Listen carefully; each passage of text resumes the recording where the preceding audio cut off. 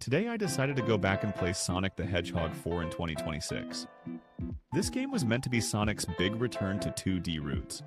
It was marketed as a direct sequel to the classic Genesis trilogy, and at the time, expectations were pretty high.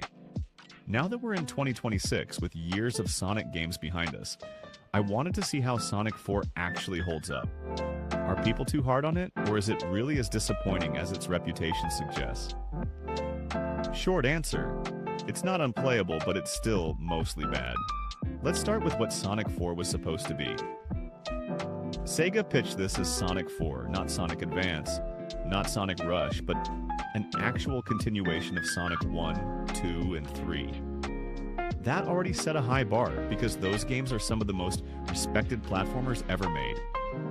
The problem is that Sonic 4 feels like a game that tried to imitate classic Sonic without fully understanding why those games worked. That becomes very obvious when you actually play it. Before I get into the problems, let's talk about the good parts because there are a few. First, the music is decent. It's not iconic, and it's definitely not on the level of the Genesis soundtracks, but some of the tracks are fine. Episode 2 in particular has music that fits the stages well and doesn't get annoying. It's not something you'll remember years later, but it does its job. Second, Episode 2 is genuinely better than Episode 1.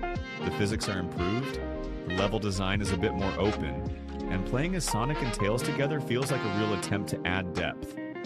It's still flawed, but it feels more like a finished game compared to Episode 1, which often feels rushed. Third, from a technical standpoint, the game runs perfectly fine in 2026. On modern hardware, it loads fast, runs smoothly, and doesn't have major bugs. That's not a huge compliment, but it's worth mentioning. Now let's talk about the bad parts, because this is where Sonic 4 really struggles. The biggest issue by far is the physics. Sonic does not feel good to control. Momentum barely matters, slopes don't work the way they should, and jumping feels floaty and awkward. In classic Sonic, speed came from understanding the level and maintaining flow. In Sonic 4, speed feels inconsistent, like the game sometimes allows it and sometimes punishes you for it. This problem becomes even more noticeable in 2026, especially after playing games like Sonic Mania, which absolutely nailed classic Sonic physics. The level design is another major issue. The stages look like classic Sonic levels, but they don't play like them.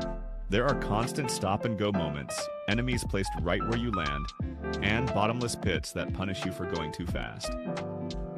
Instead of rewarding speed and skill, the game often encourages slow and careful play, which goes against the entire point of Sonic. Then there's the heavy reliance on the homing attack. Sonic 4 is built around it. Enemies float in midair, stages are designed around chaining homing attacks, and many sections boil down to jumping and letting the game aim for you. It removes a lot of player control and makes the gameplay feel automated rather than skill-based. The boss fights don't help either. Almost every boss follows the same pattern. Wait, dodge, homing attack, repeat. There's very little creativity, and none of them feel memorable. Even the final boss doesn't feel exciting, just tedious. The biggest problem, though, is that Sonic 4 does not feel like a true Sonic 4. It doesn't feel like a natural evolution of Sonic 3 and Knuckles. The animations lack personality, the zones aren't memorable, and the overall experience feels more like a mobile Sonic game stretched into a console release. The episodic format also hurts it. Instead of feeling like a full, polished game, Sonic 4 feels incomplete, even when you play both episodes. Playing this game in 2026 really puts things into perspective. We now have Sonic Mania, Sonic Superstars, and even fan-made games that understand classic Sonic better than Sonic 4 ever did. Going back to this game feels like stepping into a version of Sonic history where Sega learned the wrong lessons.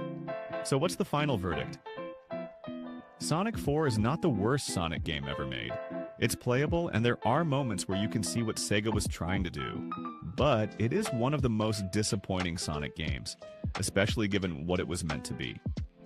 If you're curious, it might be worth playing once just to see it for yourself. But if you're looking for classic Sonic in 2026, there are many better options.